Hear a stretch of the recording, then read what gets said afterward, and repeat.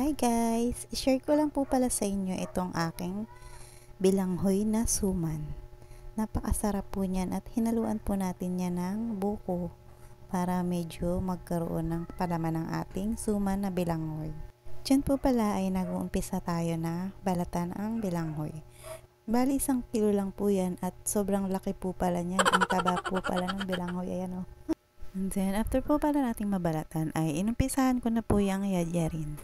Yadyarin natin ng todo-todo yan para puno ang pagka-yadyat. At dyan, malapit na po tayong matapos. And then, natapos na po yadyadin, timplahan na po natin ito ng asukal. Sugar po na brown ang ating inilagay dyan para medyo matamis. At sakto lang po sa lasa nyo, para hindi sobrang matamis. At yan po, naglagay rin po tayo ng buko para medyo masarap. Buko fresh po yun.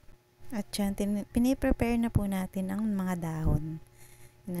Atin na po yung ikakat para magkasya sa ating mga niyadyat na kamuting kahoy na gagawin nating suman. Para malinis, punasan natin isa-isa ang ating mga pambalot na mga dahon ng saging.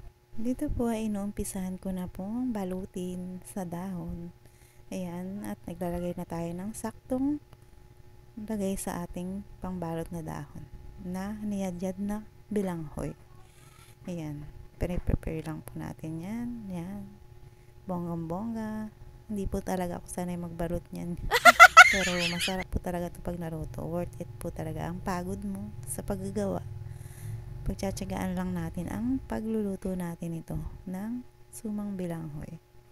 Napakasarap po yan pag naluto. Diyan, abangan natin ang ating pagluluto ng suman. After po natin mabalot lahat, ayan na po, isasalang na natin sa ating apoy. Wow, heto na po at luto na ang ating sumang bilanghoy. Ready to serve na po. Salamat sa panonood. God bless.